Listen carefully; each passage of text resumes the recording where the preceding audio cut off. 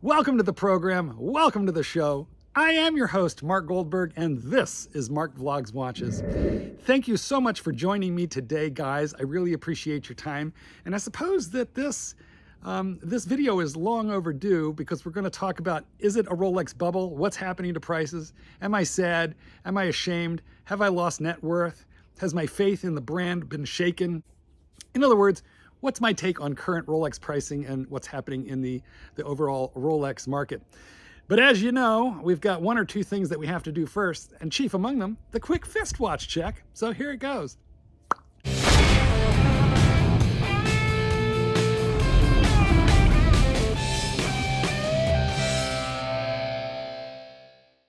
Guys, I'm a dog trainer. Please support me and this channel by buying a copy of my latest book, The Art of Training Your Dog. Hardcover or electronic, you can get it globally.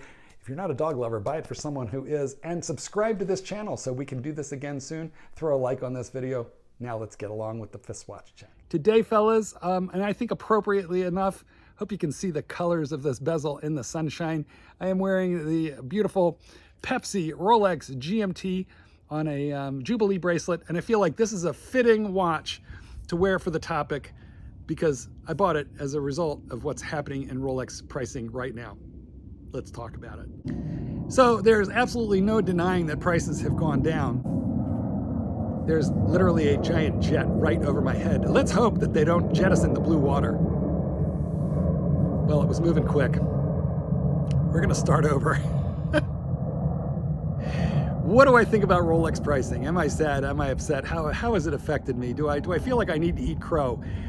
Guys, if I'm gonna eat crow, I'm gonna wrap that crow in bacon so at least it tastes good. So first, let me just sort of cop to to probably what I have been questioned on most, and that is a long time ago, I made a video saying, guys, the Rolex Panda Daytona is gonna hit $100,000.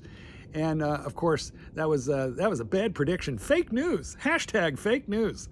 That didn't come to pass. Not only did it fall from its rapidly rising high of where it kind of maybe topped out at an insane $56,000, the Panda, but I would say it's down to like 32 now-ish, box and papers. You know, guys, I think the sweet spot right now is the black ceramic Daytona, which can be had for around 28. I mean, that's 2 times retail, but still a damn good deal, historically speaking, for a watch that's been in incredibly short supply for like the last 20 years. So do I think that the Panda is going to hit $100,000? Well, not this year. Eventually, yeah, sure. Time marches on. Time heals all wounds and so forth. So yeah, it'll happen. Just my timing was off. Let's talk about the definition or the contrast between a bubble which bursts, a fad which ends, and a trend which retrenches. And those are two vastly different things.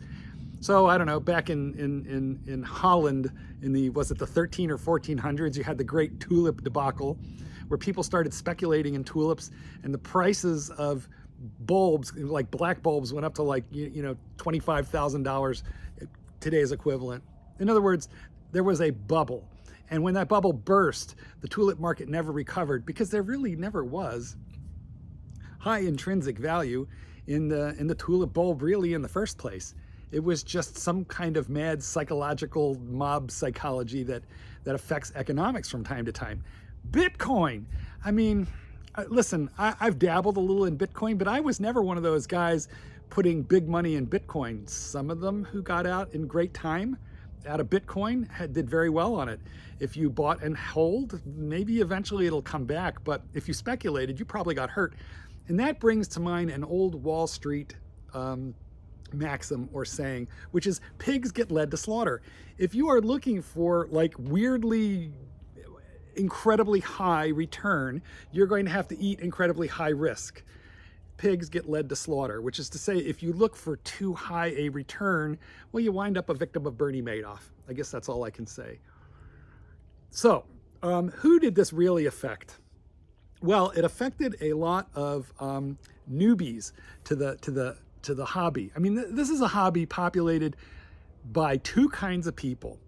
investors, they got hurt, and I think they're largely gone. If you were a Rolex investor, you are probably not watching this video. You'd have watched it a year ago. But today, I know I am talking to the people who love the watches, who want to feel the steel, who just love little tiny artisanal mechanical objects on our wrist that have high intrinsic value because they're Rolex, the #1 promoted and #1 recognized brand of luxury watch in the world.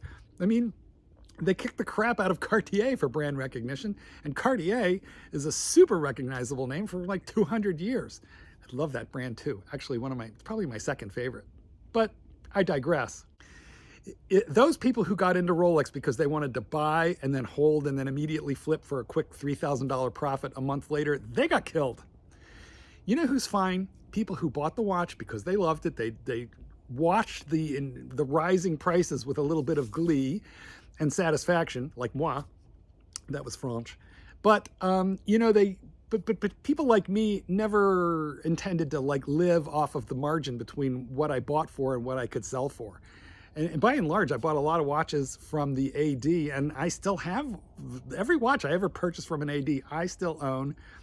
So the gain in value was always theoretical gain, okay? It's intellectual gain until you actually realize the gain. And in finance, that's called unrealized gains. And unrealized gains are worth nothing. I mean, maybe they add on to your net worth, but I gotta be honest with you. One's net worth, which is, and I'm not an economist, guys, but I'm telling you what I know. One's net worth is calculating out one's assets minus one's debts, and then there's a number. And so certainly the Rolex could count into that. But I'll be honest, if you got to count your Rollies into your net worth for like bank loans and to just measure where you are in life, well, I think you're barking up the wrong tree. It's a hobby. I'm in it for the love of the watches, not for the love of the money. Buy for love. Don't buy for money. However, that doesn't mean you got to be stupid in love. Okay, so that's why I believe in buying watches that hold value. Has Rolex held value for me? Oh my gosh, yeah. I don't own a single Rolex now worth less than what I paid for it. But I'm lucky. I buy from the AD. But actually, this one I got on the gray market, and let's talk about it real quick. This watch, the Pepsi GMT. Why didn't I get it from my AD? Let's start there. Well, because my AD cannot sell me the entire catalog. They've actually got customers besides me who they have to satisfy. And some of them, no doubt, are much heavier hitters at the store than I am. So I'm respectful of my relationship with the AD. And what I want from them is, what they can do for me without goofing themselves up with their other clientele. And they've been super generous in that way. But the problem is, I want the whole damn catalog. I wanted the Sprite. They got that for me, which was a miracle. And of all of the GMTs, I could have asked my AD for. The Sprite was by far the hardest to get, and the one that I'm super grateful for. But they'll have 100 people on a list who want this Pepsi. And why do I want to try and take one of those out of their inventory when I'm asking them to keep me in mind for a challenge? As soon as they can. So guys, at the AD, I feel like you really have to pick your battle. Could I have just put myself in line and waited? Yeah, but if I would have waited for everything I wanted, this would have been 5 years from now, and I'll be too old to enjoy it maybe. Look at this gray beard. So this thing topped out at, I don't know, I think it was somewhere in the $25,000, $26,000 range not all that long ago with box and papers. And I bought this guy for just right around $17,000 naked, although it's authenticated, and eventually I'll get service papers and a box for it. So no big deal there. But because you don't wear the box and papers. But what happened was the prices finally retrenched to the point where I saw a buying opportunity. Now, that makes me think of my good friend Dennis Van Patten, the mystery man. Dennis is a man of mystery. Many people know him as an internet troll, but let me tell you, there is a real human being behind the trolling, and he's one of the most knowledgeable and intelligent watch people I've ever had the pleasure of meeting in person. And I remember talking to Dennis a very long time ago and saying, people are worried that there's going to be a crash in prices. And Dennis said, God, I hope so. And I said, really? Won't you feel bad? The value of your watches goes down? He goes, no, I love my watches. And if the prices crash down, it will be buying opportunity land for those of us who really love the watches. And that has stuck with me all this time. If you bought Rolex to make a profit, you probably got hurt and you're gone. Good. You know why? Because you were a carpetbagger.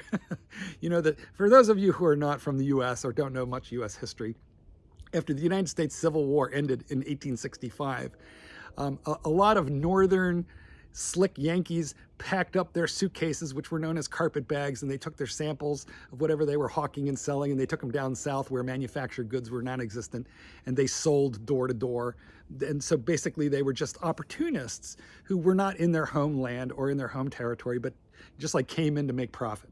And believe it or not, that's what I really think that the opportunists were. They were carpetbaggers. I mean, even a good friend of mine called me, and he has no particular interest in Rolex or watches, but he's a very financially adept guy. And this was like maybe 8-9 months ago when the blush was still on the Rolex rose. And he said, hey, should I get into watches? I think I'm seeing what's happening in Patek and Rolex in the news, and I want to hop on. Is there opportunity? And I said, yes, but there's a lot to know. I hope he didn't get in. Because if he did, he would have gotten hurt.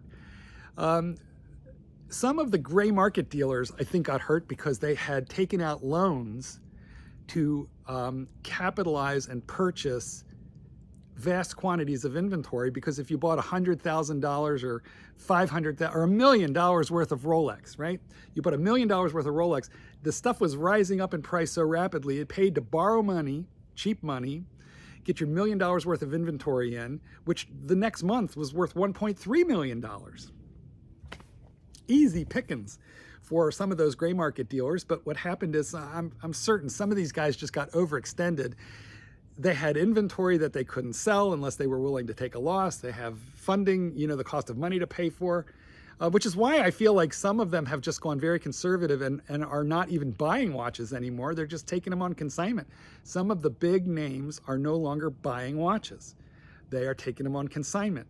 I mean, that doesn't mean they're in trouble. It just means they're being fiscally conservative because they can't calculate the market right now and they're unwilling to take financial risk. I don't think that's stupid, but it is a bit shocking because the Rolex price had always been a safe bet for a very long time. Okay, so look, at the end of the day, there are gray market dealers who are still buying the watches, some of them for good prices. Some of them are taking full advantage of the fact that the market is die right now and might not be, you know, the people who are selling might really need to sell. So first, my advice, this is not a selling opportunity. This is the time to hold. If you have bought and you don't need to liquidate, don't. Hold your money, hold your watches.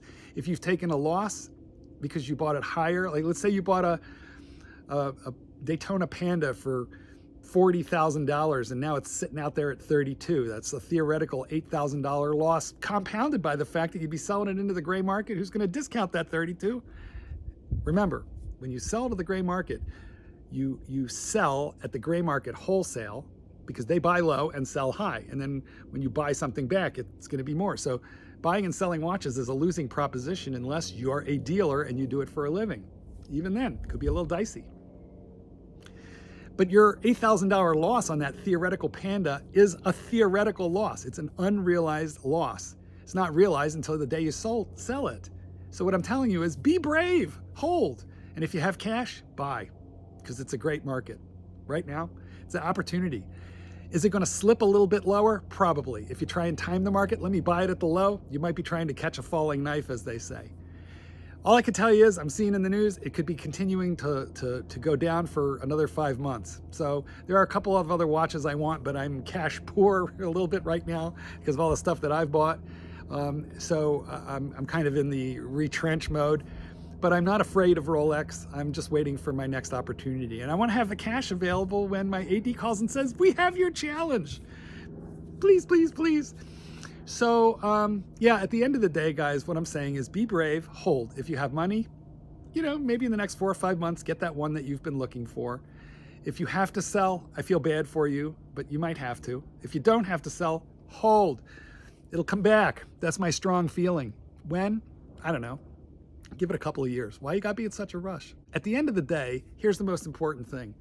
These guys are beautiful. They make you happy. They do me. So feel the steel, enjoy the gold, and wear the watches. I think that's probably, the most important thing. A loss is not a loss until you sell. So I'm gonna wrap up on this, guys.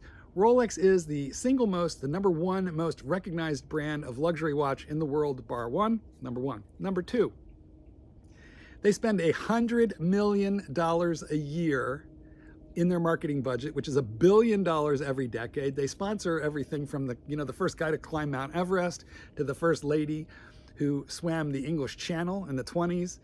They still sponsor the British Open, the US Open, Formula One racing.